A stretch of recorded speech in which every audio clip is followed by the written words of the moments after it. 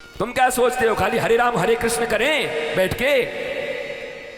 हरे राम हरे कृष्ण करने के योग्य ही नहीं रह जाओगे अगर तुम्हारा खान पान, आचार विचार, आहार विहार, व्यापार अगर ठीक नहीं होगा तो करोगे कैसे धर्म? सुन के भी क्या करोगे? चित्त चंचल होगा, कुछ धारण नहीं कर पाओगे।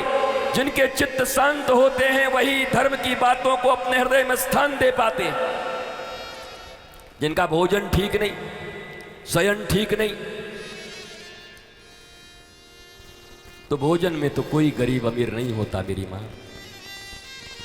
तुम्हें जानकर आश्चर्य होगा कि बचपन में जिन मोटे अनाजों को मजदूरों को दिया जाता था, खेती करने वालों को, आज वो 500-500 और 1000 रुपए किलो बिक रहे हैं। मड़ुआ ऐसे ऐसे उसको अब कौन ग्रेन्स बोल रहे हैं, मल्टी ग्रेन्स आ रहा है। वो ग्रेन्स अब मिल नहीं रहे। उनकी खेती जो कर रहा है वो मालामाल हो जा रहा है। एक जमाने में हमारे यहां यही अनाज खाए जाते थे। इन अंग्रेजों ने भारत में जानबूझ करके इन सब खेतियों को बढ़ाया। गेहूं में तो ग्लूटेन भरा हुआ है, ग्लूटेन तुम्हारे आंत में ही चिपकते चिपकते चिपकते एक न एक दिन तो तुमको बीमार होना ही होना। बात सुनी लो फिर। कृष्ण का जन्म है और कृष्ण की बाल लीला है, तो पहले अपने बच्चों को खिलाना पिलाना तो सीख जाओ, फिर कृष्ण की बाल लीला सुनना।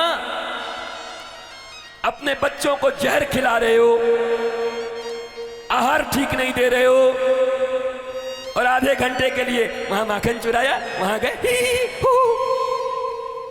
क्या मतलब है? अरे अपने घर में बालकों का लालन पालन पोषण नहीं कर पा रहे हो,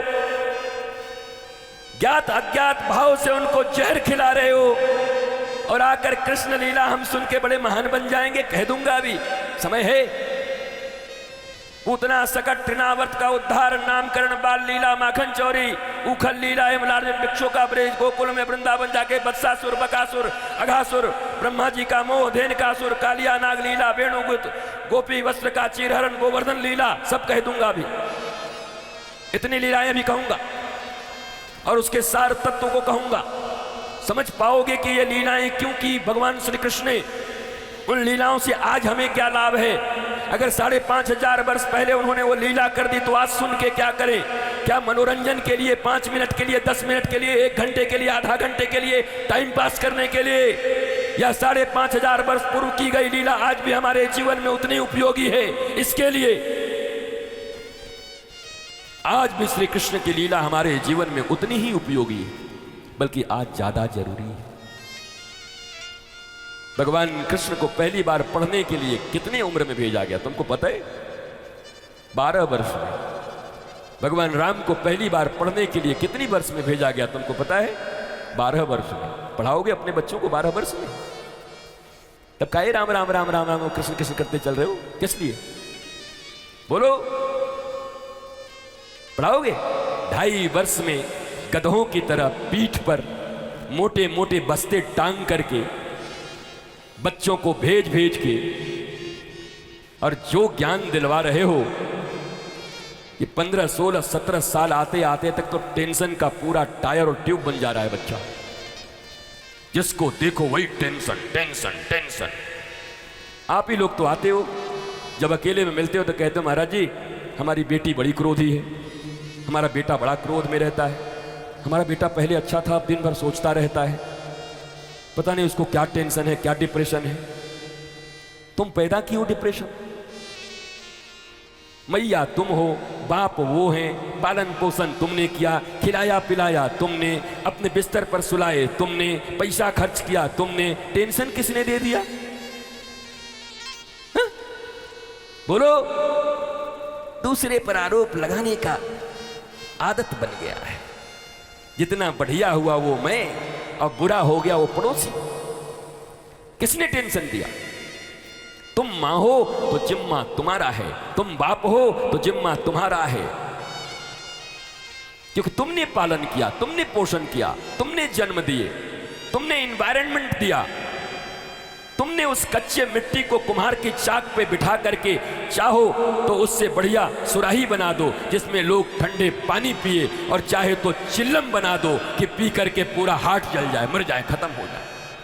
तो तुमने चिल्लम बनाए अपने बच्चों को, सुराही बनाना था ना। सुराही में पानी ठंडक रहता, जो पीता वो भी आनंदित रहता। चिल्लम बन रहे हैं आजकल, और बाबा जी लोग को बदनाम किए हुए हैं, साधु महात्मा सब चिल्लम पीते हैं। अरे जीते जी तुम्हारे बच्चे चिल्लम हैं, धधक रहे हैं, भीतर से आग लगी हुई है, ईर्ष्या की आग लगी है, डिप्रेशन की आग लगी है, और तुम कह रहे हो चिल्लम कोई और पीता है। इसलिए बच्चे को जन्म देना ही बड़ी बात नहीं है, एक तो ठीक से जन्म देना है और फिर ठीक से लालन पालन करना है। और इस दुनिया के भीड़ में मत खो मेरी माँ, मत सिखाओ दिन रात उसे पैसे कमाने के लिए।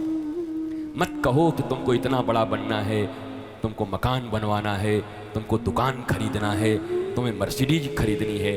बार बार अपने बच्चे को सुंदर रामकृष्ण की कथा सुनाते हुए, ध्रुव प्रहलाद की कथा सुनाते हुए कहो कि तुम्हें ध्रुव प्रहलाद की तरह, श्रवण कुमार की तरह माता पिता का सेवक बनना है बेटे, भले ही तू पैसा।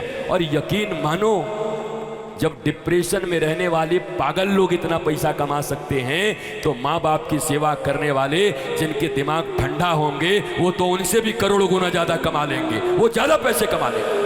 पागल लोग जब इतना कमा ले रहे हैं तो अच्छे लोग कितना कमाएंगे, जो आधे पगलाए हुए हाय हाय कर रहे हैं। इसलिए पहला ज्ञान अपने नौनिहालों को, अपने बच्चों को, बच्चियों को यही दीजिए कि बेटा, मैं तुमसे पैसे की आशा नहीं रखती। माँ अपनी गोद में खिलाए बेटे को तो ऐसे, लाला हाँ मुझे पैसे की आशा नहीं, तुझसे साड़ी नहीं चाहिए, तुझसे ये नहीं चाहिए, घर द्वार क्या बनाएगा, मुझे कुछ नहीं चाहिए। लाला मेरा खुश रहे, लाला मेरा शांति में रहे, आनंद में रहे, मैया के पास रहे, मैया अपने लाला को बना बना के खवाएगी सुंदर सुंदर, बस तेरे विचार अच्छे रहें, तू शीतल रहे, सूर्य भगवान को जल दे दे जाकर। आज भगवान पवन को प्रणाम किया, दिन भर श्वास लिया, प्रणाम किया, नहीं मम्मा करो, हे पवन देवता प्रणाम करता हूँ। छोटा सा लाला बोलेगा प्रणाम करता हूँ, कितना अच्छा लगेगा। उनको पहचानो पहचानो, अंकल जी हैं, अंकल जी को प्रणाम करो, प्रणाम। वो अंकल जी काम नहीं आने वाले, अंकल जी कंकाल हैं, खुद ही बेचारे, शुगर 430 है उनका, कुछ नहीं होगा उनसे।